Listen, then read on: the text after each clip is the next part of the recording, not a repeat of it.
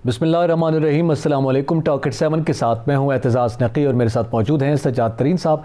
नाज़रीन, आज के प्रोग्राम में सबसे पहले हम जिक्र करेंगे पाकिस्तान तहरीक इंसाफ की पार्लिमानी कमेटी का आज इजलास हुआ, जिसमें PTI रहनुमा जो हैं वो अपने हुकूमती वज़रा पर बरस पड़े।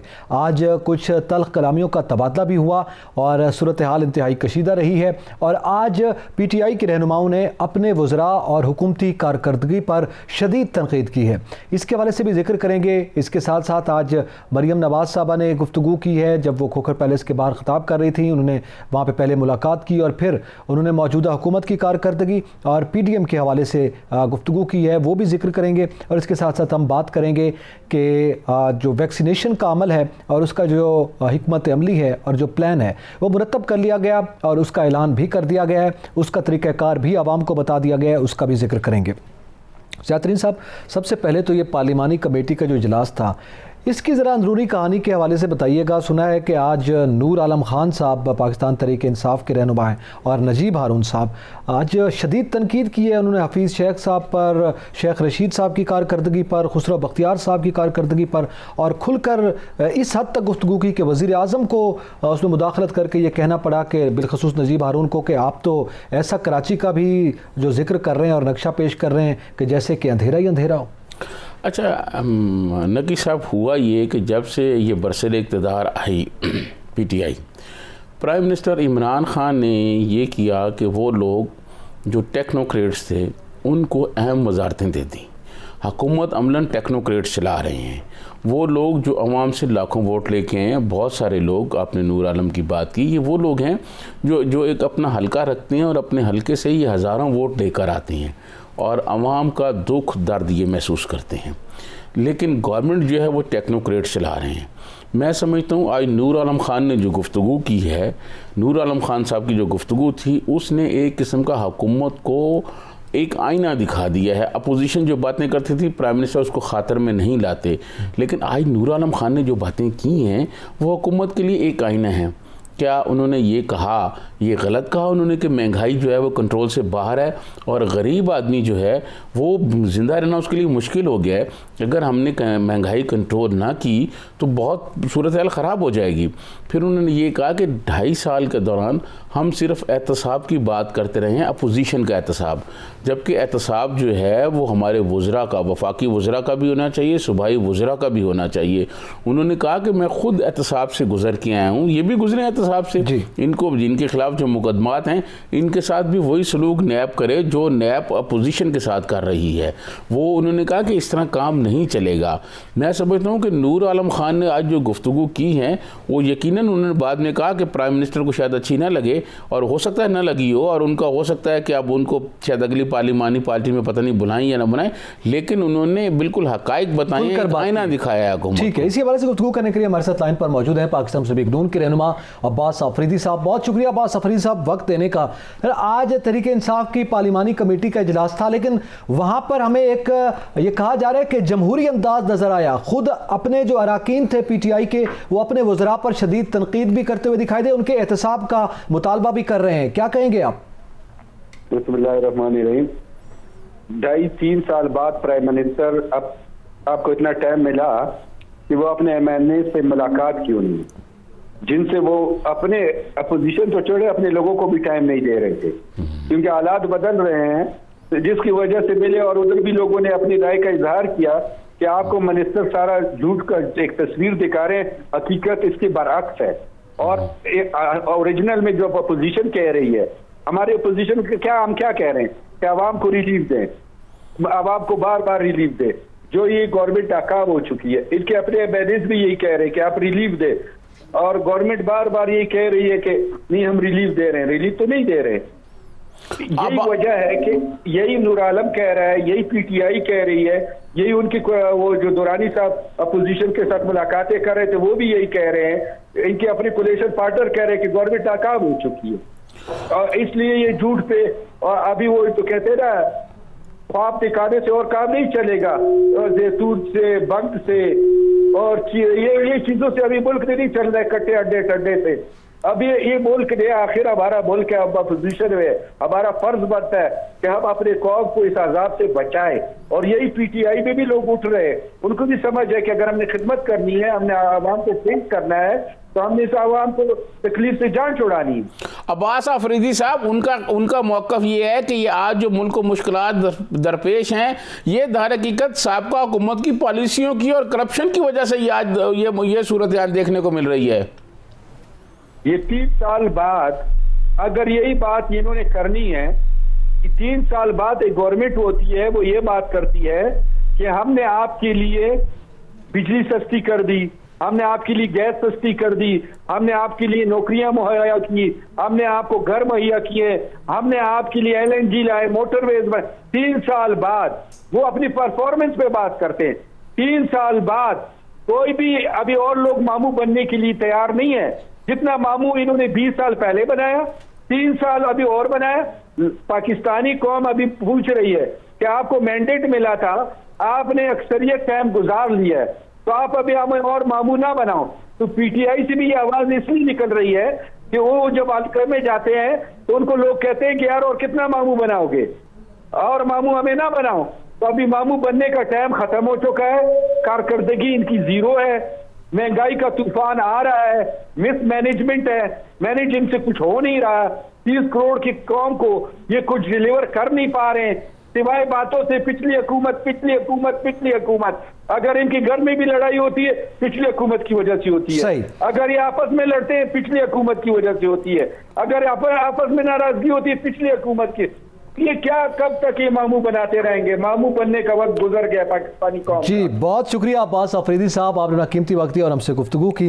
जी यही बात मेरे ख्याल में वो कर रहे हैं। आज नजीब हारून साहब ने भी ये बात की जब कराची का मामला डिस्कस हुआ। उन्होंने कहा आप कह रहे हैं K4 मनसूबा 2023 तक मुकम्मल होगा, मुझे तो ना K4 मनसूबा मुकम्मल होता दिखाई दे रहा है, ना ही कराची के जो नाले साफ़ करने का अमल है वो पूरा होता दिखाई दे रहा है, जिस पर वज़ीर आज़म ने उनको रिस्पॉन्स में कहा कि जनाब आप तो हमें कराची में अंधेरा ही अंधेरा दिखा रहे हैं। तो वो कह रहे हैं जनाब हालात ऐसे हैं, सूरत हाल ऐसी है, और उस पर आज खैर वज़ीर आज़म ने अहकामात भी जारी किए हैं। देखें, मैं आपको अर्ज़ करूं, ये जो हुकूमती मेंबरान हैं, जो पार्लिमानी पार्टी के लोग हैं, ये जो कुछ कह रहे हैं ठीक कह रहे हैं, क्योंकि वो अवाम में जाते हैं, वो देखते हैं। नजीब हारून ने कराची की बात बिल्कुल ठीक की। वो जो मैं आपको बता रहा था कि नूर आलम खान ने ये जो बातें की कि आप हफीज़ शेख की तकरीरें निकाल के देखें, ये पीपल्स पार्टी के साथ मिनिस्टर थे, और उन्होंने ये कहा कि आप शेख रशीद की वो तकरीरें निकाल के देखें जब मियाँ नवाज शरीफ प्राइम मिनिस्टर थे और उसके बाद ये वज़ीर थे और मोहतरमा बेनज़ीर भुट्टो अपोजिशन लीडर थी। वो तो तकरीरें जो उस वक्त मोहतरमा बेनज़ीर भुट्टो के ख़िलाफ़ ये करते थे, आज सिर्फ उसमें नाम तब्दील करके शेख रशीद साहब वही कर रहे हैं। ना उस वक्त फ़ायदा हुआ, ना आज फ़ायदा होगा। मैं समझता हूँ कि नूर आलम खान ने बहुत अच्छी बातें की हैं, हुकूमत को बहुत, अब हुकूमती वज़रा, हुकूमती MNA, आपको पहले भी याद होगा मैंने एक पार्लिमानी पार्टी कैबिनेट मीटिंग का भी आपको बताया था कि तमाम वज़रा में से अक्सरियत लोग ऐसे हैं जो कहते हैं जी अब हमें गेयर तब्दील करना चाहिए, ये जो हमने एहतसाब का गेयर किया ये अब चूरन नहीं बिकता, हमें कारकर्दगी दिखानी है। तो सवाल ये है कि हुकूमती कारकर्दगी वो बहुत मायूस कुन है।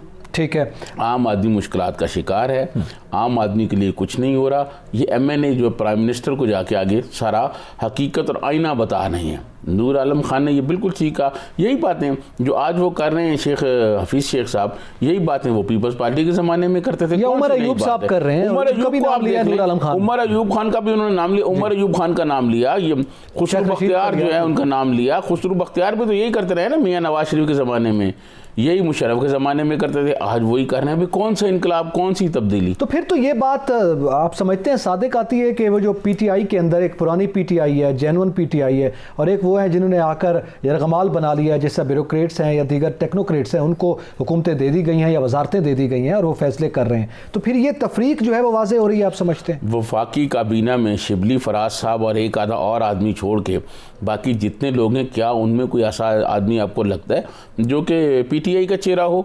सारे के सारे वो हैं जो पीपल्स पार्टी में थे या नून लीग में थे या जनाब मुशर्रफ के साथ थे या चौधरीज़ के साथ थे।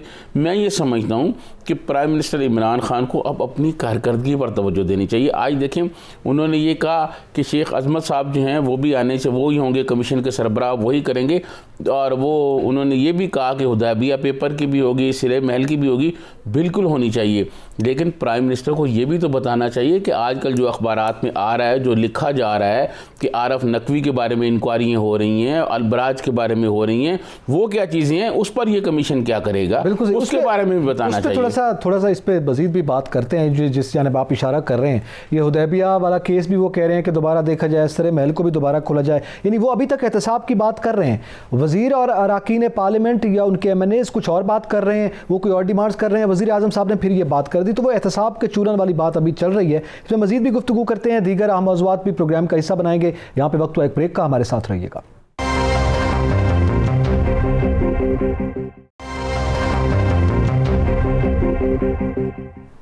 वेलकम बैक नाज़रीन। हम बात कर रहे थे कि आज वज़ीर आज़म की ज़ेर सदारत पार्लिमानी कमेटी का इजलास हुआ पाकिस्तान तहरीक इंसाफ का, और उसमें जो मामलात सामने आए। सजात तरीन साहब, हम ब्रेक से पहले ये बात कर रहे थे कि आज वज़ीर आज़म ने ये भी कहा कि हुदैबिया केस और सरे महल केस जो है उसकी मुकम्मल तहकीकात करवाई जाएंगी। फिर से ज़ाहिर है इन केसों का जो है ना वो जिक्र आया है। मेरा सवाल ये था कि जैसे नूर आलम खान या नजीब हारून साहब तो ये बात कर रहे हैं कि जनाब परफॉर्मेंस दें, हमें हल्के की आवाम जो है वो पूछती है और हमें जवाब देना पड़ते हैं। वज़ीर आज़म साहब फिर वो एहतसाब की बात कर रहे हैं कि नहीं, एहतसाब तो चलेगा।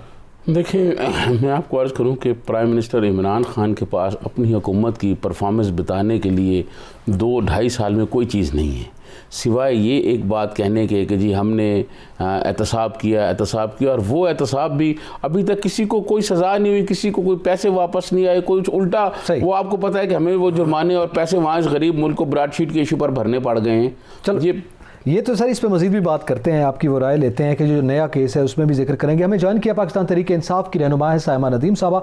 बहुत शुक्रिया साइमा साहबा, आपने अपना कीमती वक्त दिया। आपसे हम ये जानना चाहेंगे कि कराची के मामले को लेकर आज बहुत शिकवे शिकायत भी वज़ीर आज़म के सामने रखे गए, और वज़ीर आज़म ने यह फैसला दिया कि वो कराची के मामले को लेकर सूबाई हुकूमत को, सिंध हुकूमत को नहीं देख सकते, बल्कि वो अपना काम जारी रखेंगे। क्या कहती हैं आप, क्या विफाक अब कराची के मामलात को संभालेगा? जी, बिस्मिल्लाहिर्रहमानिर्रहीम। थैंक यू सो मच आपका। दरअसल उनका मतलब ये हरगिज़ नहीं था कि जो है वो आप मजमूई तौर पे जो है वो सिर्फ हालात जो हैं उनके हाथ से ले लिए जाएं। उनके वो जो कहना चाह रहे थे वो ये कि हमारी जो चीज़ें अगर डिले हो रही हैं तो उसके ऊपर हमें पेशरफ्त करनी होगी, और हमने इस वक्त जो 6 सेक्टर प्रोजेक्ट्स हैं उनकी बहुत सारी उस वक्त असद उमर साहब ने भी उनकी जो थी एक ब्रीफिंग दी थी, जिसमें उन्होंने बताया कि किन किन चीज़ों में हम कहाँ तक पहुँच गए हैं, और उसमें भी एक मुस्बत अंदाज था जो उन्होंने बताया कि K4 में भी एक्नेक से जो मीटिंग्स हुई थी एग्जीक्यूटिंग चेंज की, हमने उनकी जिम्मेदारी अवाबदा को लगाई थी। उन्होंने एक इम्प्लीमेंटेशन का वर्किंग मैप बना दिया है। अब उसके ऊपर मजीद पेशरफ्त शुरू हो गई है। ग्रीन लाइन का उन्होंने कहा कि हम आपको नेक्स्ट मंथ इंशाल्लाह सैर कराएंगे। उसमें KCR और फ्रेट कॉरिडोर का उन्होंने कहा कि वो जो है वो इंशाल्लाह जो है उसके ऊपर पेशरफ्त हो रही है। नालों की सफाई का तो आप देख भी सकती हैं कि NDMA को काम दिया गया था, हम अपनी जिम्मेदारी पूरी कर रहे हैं।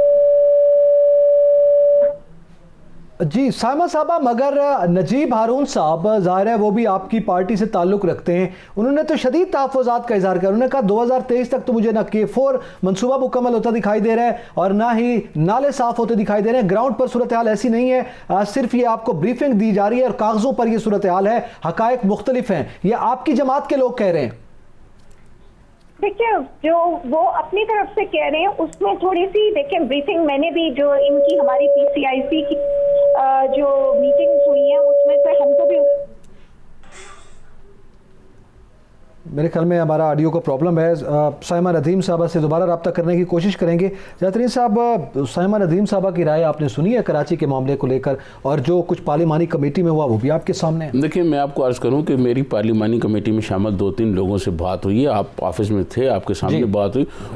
उन्होंने जिस किस्म की गुफ्तगू की और जो उन्होंने सिनेरियो बताया, मैं समझता हूँ कि अब इस हुकूमत को जो है मुखालफिन की ज़रूरत नहीं है। पीडीएम कुछ करे कुछ ना करे, लेकिन हुकूमत के अंदर से आवाज़ें उठनी शुरू हो गई हैं। हुकूमत के अंदर से लोग जो हैं वो ये बात करना चाह रहे हैं और बात कर रहे हैं कि जनाब महंगाई बहुत ज़्यादा है, टेक्नोक्रेट्स छाए हुए हैं, तमाम मिनिस्ट्री टेक्नोक्रेट्स के पास हैं। और फिर जो एहतसाब का अमल है, एहतसाब के अमल में आप देखें कि वो जहांगीर तरीन साहब बाहर चले गए, वापस आ गए, कुछ नहीं हुआ। सर मुझे कट करना पड़ेगा, हमें दोबारा ज्वाइन किया है सामा नदीम साहबा ने। जी सामा नदीम साहबा, बात मुकम्मल कीजिएगा। जी देखिए, मैंने एक चीज बताना चाहूँगी कि देखें, जब हमारी भी मीटिंग होती है तो हमें भी शामिल किया जाता है। PCIC की जो मीटिंग होती है उससे पहले हमें ब्रीफिंग दी जाती है, तो उसमें हमें जो बताया गया था पैकेज जो हमारा 1100 बिलियन का, उसके अंदर ये 1 साल या 2 साल का नहीं है, ये हमने इसको शॉर्ट टर्म, मीडियम और लॉन्ग टर्म पे इसको डिवाइड किया हुआ है इन प्रोजेक्ट्स को। तो जो शॉर्ट टर्म के प्रोजेक्ट्स हैं उनको तो आप देख सकते हैं कि जो बसों का है, आप देख लीजिए कि बसें इंशाल्लाह नेक्स्ट मंथ जो है हमारे पास आ जाएंगी। और उसके अलावा जो उससे थोड़े से आगे NDMA का काम आपको कराची में नजर आ सकता है कि वहाँ पे इंक्रोचमेंट जो है उनके ऊपर काम हो चुका है, शुरू हो चुका है। पैकेजेस जो लोगों के घर हटाए जा रहे हैं उनके पैकेजेस उनको ऑफर किए हैं, और जो नहीं लेना चाहते उनके लिए भी उन्होंने पाकिस्तान हाउसिंग के अंदर उनका सरे फहरिस्त नाम होगा। तो ये ऐसी बात नहीं है कि चीजें जो हैं वो हिल नहीं रही हैं या चल नहीं रही हैं। जो आपस में हुकूमती मामले हैं जिनके अंदर हमें जो है इस पर तेज रफ्तारी दिखाने की जरूरत है, उन लूपहोल्स को, उन गैप्स को फिल जो है वो किया जाएगा। और जो हमारी बाकी चीजें, साइमा साहब बिल्कुल जी, सजाद तरीन साहब सवाल कीजिएगा। साइमा नदीम साहिबा, आज तो नूर आलम ने ये कह दिया है कि जो टेक्नोक्रेट्स हैं वही सारे हुकूमत चला रहे हैं, और ये वही जो वजीर हैं ये वही हैं जो पीपल्स पार्टी के ज़माने और नून लीग के ज़माने में थे, वही बातें कर रहे हैं, और हुकूमत महंगाई कम करने में नाकाम हो गई है। आप तो पार्लिमानी पार्टी में लोग आवाज़ें उठाना शुरू हो गए हैं, अपोजिशन को तो आप छोड़ दें। ये नूर आलम ने आज जो बातें की हैं, नजीब हारून ने जो पार्लिमानी पार्टी में बातें की हैं, इसका कोई जवाब प्राइम मिनिस्टर साहब ने आपको दिया? देखिए, आप कौन सी पार्टी है जिसके अंदर आपकी अंदरूनी पार्टी में से अगर आप बाहर अपने चीजों को लेके वक्त पूछना चाह रहे हैं, तो मैं आपको ये इतना बता चुकी हूँ कि इसमें पॉजिटिव इंडिकेटर्स की भी बात हुई है। आप उसकी क्यों नहीं बात करते? जब उन्होंने ये कहा कि ज़राअत में चावल, गन्ना और मेज हमारा इस दफा अच्छा हुआ। हाँ, कॉटन इस वक्त खराब हुई। सनत है, हमारी बड़ी सनतों में इस वक्त जो है आप देख सकते हैं कि कितनी आदादा शुमार हमारे बड़े हैं, और उन्हीं की वजह से 4% का हमारा इजाफा हुआ।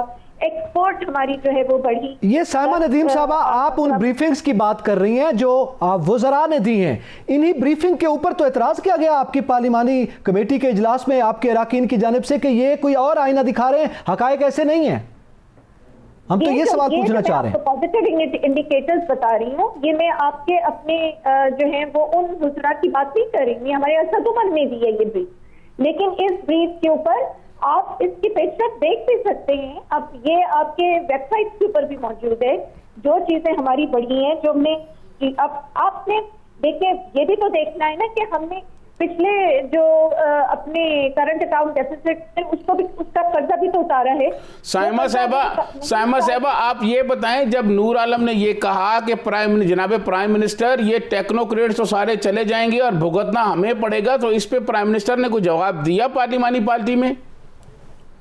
उन्होंने यही जवाब दिया कि जो ब्रीफिंग्स इन्होंने दी है और वो जो समझ रहे हैं कि वो साल पिछले जमाने में भी एक ही चीज कहते रहे, तो उन्होंने एक जुमला ये नहीं सुना कि हफीज शेख साहब ने एक जुमला ये भी कहा कि पहली मर्तबा ऐसा हुआ है कि हम प्राइमरी सरप्लस में गए हैं, और इस वक्त हमारा $424 मिलियन का इस वक्त सरप्लस है, जो इससे पहले कभी नहीं हुआ।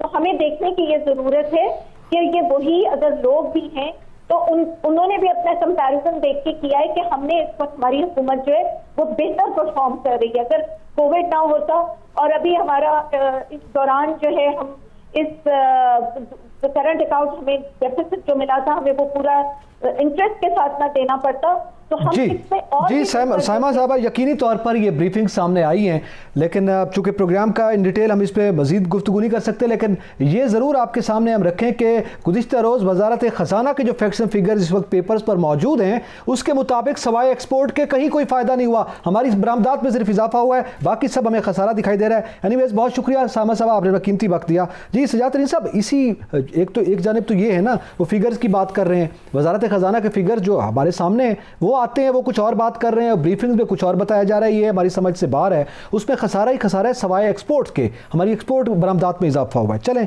ये तो खैर एक पूरा फिर इकोनॉमी में बात करनी पड़ेगी, लेकिन सजाद तरीन साहब आज मरियम नवाज साहबा ने भी गुफ्तगू की है और वो भी हुकूमत पर ज़ाहिर है बरस पड़ी हैं, और उन्होंने ये गुफ्तगू की कि वज़ीर आज़म तो कह रहे हैं ना कि अपोजिशन हमारे लिए कोई मसला नहीं है, अपोजिशन कह रही है कि हुकूमत खुद अपने पाँव पे कुल्हाड़ी मार के खुद गिर जाएगी, हमारे लिए भी कोई मसला नहीं है। देखिए, मैं आपको अर्ज़ करूं, मरियम नवाज साहबा ने जो बातें की हैं उस पर वज़ीरों की फ़ौज ज़फ़र मौज और मुशीरों की फ़ौज ज़फ़र मौज जो है वो जवाब देने के लिए तैयार है, लेकिन क्या मरियम नवाज साहबा ने जो बातें की हैं उन बातों को पार्लिमानी पार्टी में नूर आलम ने नहीं कहा, नजीब हारून ने नहीं कही वो बातें? क्या नजीब हारून साहब ने ये नहीं कहा कि ये 2023 तक भी मुकम्मल नहीं होंगे और कुछ नहीं होगा? बात ये है कि ये वो लोग हैं जो वहाँ से मुंतखब होके हैं, जो अवाम के वोट लेके हैं, जिनको पता है कि अब लारों से नारों से अब काम नहीं चलेगा।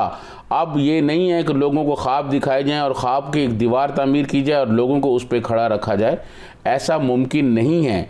अब मैं ये समझता हूँ कि प्राइम मिनिस्टर इमरान खान के सामने पार्लिमानी पार्टी के लोग जो सवाल उठा रहे हैं, प्राइम मिनिस्टर को उनका जवाब देना होगा। आप कितने लोगों को कहेंगे कि जी आप गलत बात कर रहे हैं तो आप जो है वो चले जाएं, इस्तीफ़ा दे दें, जैसे नदीम चंद चले गए, नदीम अफजल चंद चले गए हैं ना रिज़ाइन दे के। आप किसी वक्त इस पर प्रोग्राम रखें, मैं इस पर हम पूरा प्रोग्राम इस पर करेंगे कि नदीम अफजल चंद क्यों गए हैं, उनके पीछे क्या कहानी थी, क्या उनको कहा गया और उन्होंने क्या कहा, ये हम सारी बातें आवाम को बताएंगे। मैं ये समझता हूँ कि अपोजिशन जो है वो मरियम नवाज साहबा ने जो बातें की हैं वो बिल्कुल ठीक की हैं कि अपोजिशन कुछ करे या ना करे, हुकूमती कारकर्दगी, आपको याद होगा हमने बहुत पहले मैंने अपने प्रोग्राम में ये कहा था कि ये पीडीएम हुकूमत को कुछ नहीं कर सकती, ये हुकूमत जब भी जाएगी, जब भी घर जाएगी, ये अपनी कारकर्दगी हो बिल्कुल सही जाएगी। और इनकी और बाकी वज़ीर आज़म ठीक कह रहे हैं, अपोजिशन मसला नहीं है, खुद आपकी हुकूमत आपके लिए मसला है। इसका मतलब तो यही हुआ ना जो बात आप कर रहे हैं, आज उन्हें स्टेटमेंट दी है। नाज़रीन, यहाँ पे वक्त तो एक ब्रेक का, हमारे साथ रहिएगा।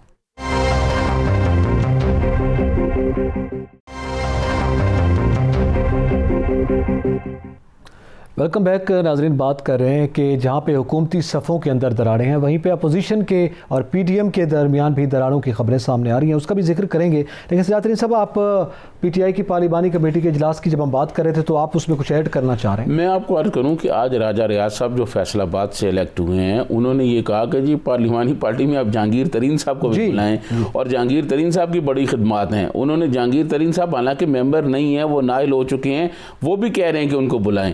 देखें, ये हर आदमी जो है ये अपनी अपनी बात कर रहा है, पता नहीं ये कब डिसिप्लिन में आएंगे और कब ही आएंगे। लेकिन नूर आलम खान ने जो बातें की हैं, प्राइम मिनिस्टर को ठंडे दिल से उसका जायज़ा लेना चाहिए, और ये जो अपने टेक्नोक्रेट्स के हवाले से अहम वजारतें की हुई हैं, इनसे लेकर ये वजारतें अपने उन लोगों को देनी चाहिए जो मुंतखब होकर आए हुए हैं, जो वोट लेके आए हुए हैं। अच्छा, इस पर भी बात करनी चाहिए, लेकिन दूसरी जानिब सर पीडीएम के हालात भी जो हैं वो थोड़ा सा दगरगू हैं, उनकी सफ़ों में कहीं इंतशार नज़र आ रहा है, गो कि उसका ज़ाहिर है आवाम के सामने तो फिर लीडरशिप जो है वो कहती है कि ऐसी कोई बात नहीं है, आखिरी हद तक ये बात की जाती है। ज़रा पहले गुफ्तगू सुन लें, मरियम नवाज साहबा ने आज गुफ्तगू की है हुकूमत के हवाले से, और फिर जो उनके अपने मामलात हैं उस हवाले से उन्होंने आज क्लैरिफिकेशन देने की कोशिश की है। ये सुनाइएगा क्या कह रही हैं मरियम नवाज साहबा।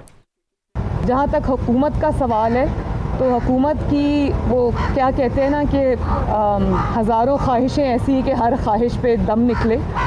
ये उनकी ख्वाहिश तो हो सकती है कि पीडीएम में कोई ट्रैक नज़र आ जाए, या पीडीएम के अंदर कोई इनको थोड़ा बहुत भी झोल नज़र आ जाए, लेकिन इंशाअल्लाह ताला हुकूमत की ये ख्वाहिश कभी पूरी नहीं हो। जी, ख्वाहिशों का जिक्र चल निकला है सजाद तरीन साहब, और ज़ाहिर है उनकी ख्वाहिश है ये टूट जाए। वज़ीर आज़म तो कह रहे हैं हमारे लिए तो मसला ही नहीं है, लेकिन दरारों की खबरें आपको पता है ये ख्वाहिश शेख रशीद साहब की हमेशा से रही है। कभी वो नून से शीन निकाल रहे थे और कभी क्या। लेकिन इस वक्त जो सूरत है, जो मौलाना फजलुर रहमान की आज स्टेटमेंट सामने आई है जिसमें यह कहा गया कि उनकी दोनों लीडरशिप से यानी मियां नवाज शरीफ से, जरदारी साहब से भी रब्ता हुआ है, उन्होंने शिकायतें की हैं। और ये तहरीक अदम एतमाद वाला मामला जिस पे बिलावल भुट्टो जरदारी साहब ने बयान दिया था, उस पर वो बड़े नाला हैं। वो कहते हैं ये PDM के प्लेटफॉर्म पे आप हल करते, अगर मरियम साहबा ने और बिलावल साहब ने ये मसाइल हल करने हैं तो फिर हम क्या कर रहे हैं और PDM क्या कर रही है। देखिए, मैं आपको अर्ज़ करूँ, बात ये है कि आपको याद होगा जब ये PDM बना और जब ये इस्तीफ़ों की बात आई तो उस वक्त बहुत सारे हमारे दानिश्वर जो हैं वो बहुत सारे जुगादरी बैठ के ये कहते थे कि पीपल्स पार्टी रिज़ाइन दे जाएगी, ये दे जाएगी। तो मैंने आपको उस वक्त भी कहा था कि पीपल्स पार्टी इस मामले को सेंट्रल एग्जेक्टिव में लेके जाएगी। फिर सेंट्रल एग्जेक्टिव की मैंने बात बताई थी आपको कि ये सेंट्रल एग्जेक्टिव की क्या हैसियत है और किस तरह होगा। देखिए, पीपल्स पार्टी सिवाय एक सूरत में, जब पीपल्स पार्टी को ये नज़र आए कि वो सिंध गवर्नमेंट की कुर्बानी दे दे तो उसके फ़ौरन अगले ये 2 या 3 महीने में इलेक्शन मुतवक्को हैं, इलेक्शन हो सकते हैं, तो पीपल्स पार्टी कुर्बानी दे देगी। लेकिन अगर पीपल्स पार्टी को ये पता चले कि इलेक्शन नहीं होने अभी 2-2.5 साल 3 साल, तो पीपल्स पार्टी जो है वो कैसे कुर्बानी देगी। पीपल्स पार्टी सिंध गवर्नमेंट नहीं छोड़ेगी। ये पीपल्स पार्टी ने जो बात की है कि अदम एतमाद की तारीख हम लेके आएंगे, देखिए अदम एतमाद की तारीख जो है अभी तो मेरे ख्याल में इनके पास इतना फ़र्क नहीं है। फ़र्ज़ किया ही हुकूमती इत्तेहादी तोड़ भी लें तो इनके अपने जो लोग हैं वो वही काम करेंगे जो आपको याद होगा चेयरमैन सेनेट के ख़िलाफ़ जब तहरीक अदम एतमाद आई थी, जब लोग खड़े हुए थे जिसमें करारदाद उनके ख़िलाफ़ मंजूर की गई थी, जब उसमें लोग कितने थे और जब वोटिंग हुई, खुफिया वोटिंग हुई और खुफिया वोटिंग में 17 वोट चले गए। मैं आपको अर्ज़ करूं, आप वो प्रोग्राम में हमारे पास रिकॉर्ड होगी। जी बिल्कुल। मैंने वो ये जो जब सेनेट के अदम एतमाद की तारीख होनी थी उससे 2 दिन पहले मैंने ये बताया था कि अम्बेसी रोड पर वाक़या एक अहम सियासी रहनुमा के घर पर जो हैं एक इजलास हो रहा है जिसमें मुख्तलिफ पार्टी के लोग वो बैठे हुए हैं और ये कल अदम एतमाद हो सकता है कामयाब ना हो, ये नाकाम हो जाए। जी बिल्कुल। तो उस और वो खबर बिल्कुल और उस वक्त हासिल बजिंजो साहब मरहूम जिंदा थे। अगले दिन उन्होंने मुझे फ़ोन करके पूछा जब ये अदम एतमाद की तारीख नाकाम हो गई तो वो कौन थे, तो मैंने कहा ये तो आप खुद नाम लें ना, मुझसे आप क्यों पूछ रहे हैं। देखिए, अगर मुझे उन लोगों का पता था तो आज तक इन पार्टियों ने मुझे ये बताएं कि किसी के खिलाफ कार्रवाई की है। 1-2 के बारे में मुझे सुनने को भी मिल रहा है कि अभी जो सेनेट इलेक्शन आ रहे हैं शायद उसमें उन लोगों को टिकट नहीं दिए जाएंगे, ये हो सकता है। इसके अलावा आप मुझे ये बताएं कि इन पार्टियों की तमाम लीडरशिप से आप पूछें कि किसी के खिलाफ हुआ कोई कार्रवाई नहीं वो तो मरियम नवाज साहब भी ये मुतालबा कर रही है ना, वो बिलावल साहब से कि आप शो करें अगर आपके मैं आपको ये बता रहा हूं। अब देखें, बात ये है कि ये जो वज़ीर आज़म के खिलाफ अदम एतमाद है, हुकूमत के पास बहुत वसाइल होते हैं। ये ऐसी बात नहीं है कि सारे इदारे हुकूमत के पास होते हैं। ये हुकूमत की जो है 10-20 लोग इनके अदम एतमाद वाले दिन पकड़ ही ले, कोई मुकदमे इन पे डाल पे, तो ये क्या करेंगे। मैं ये समझता हूँ कि मौजूदा हालात में ये कह देना कि बिलावल भुट्टो जरदारी साहब या आसफ़ अली जरदारी साहब को अदम एतमाद की तारीख जो हैं वो कोई कामयाब करा लेंगे प्राइम मिनिस्टर के ख़िलाफ़ बज़ाहिर नहीं लग रहा।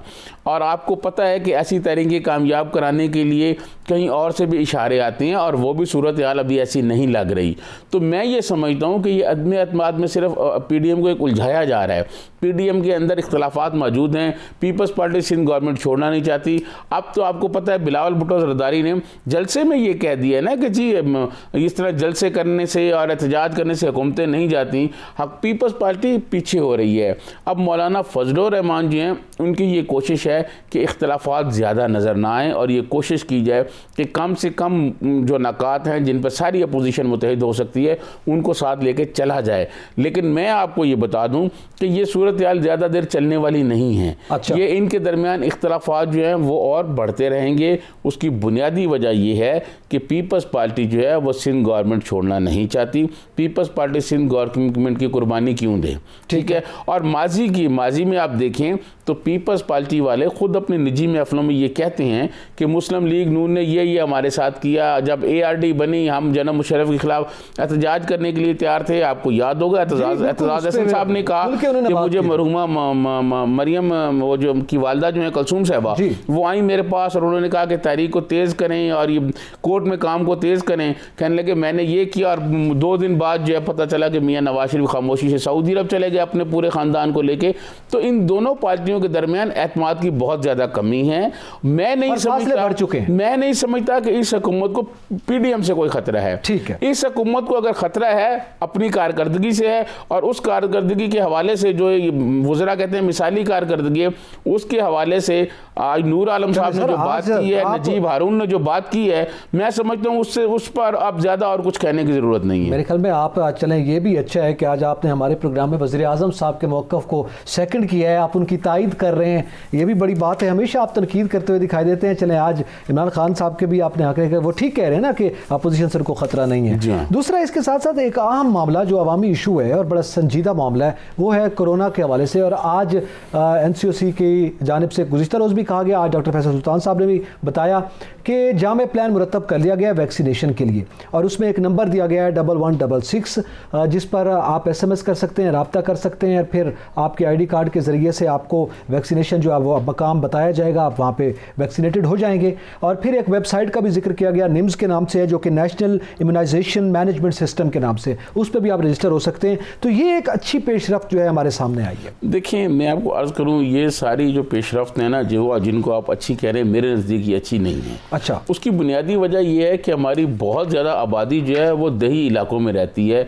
आप मुझे ये बताएं कि आपको याद होगा जब कोरोना आया, कोरोना के बाद असास प्रोग्राम के तहत लोगों को पैसे कहा कि जी अपने मोबाइल से ये भेजें मैसेज, तो आपको पता है कि पाकिस्तान में तो बहुत सारे ऐसे गरीब लोग हैं जो मोबाइल यूज़ ही नहीं करते। आप मेरे साथ चलें जनूबी पंजाब में, आपका ताल्लुक जनूबी पंजाब से है, आप डेरा गाजी खान राजनपुर में चले जाएँ, अंदरून सिंध बदीन में चले जाएँ, बलूचिस्तान के बहुत सारे इलाके हैं, आप उनमें चले जाएँ, वहाँ से कौन आदमी जो है वो इंटरनेट करेगा और कौन सा आदमी वहाँ वेबसाइट पर आएगा और कौन आदमी मोबाइल पर ये जमा कराएगा, लोगों को तो पता ही नहीं है। और बहुत ज़्यादा अक्सरती आबादी जो है उसके पास मोबाइल की सहूलत ही नहीं है।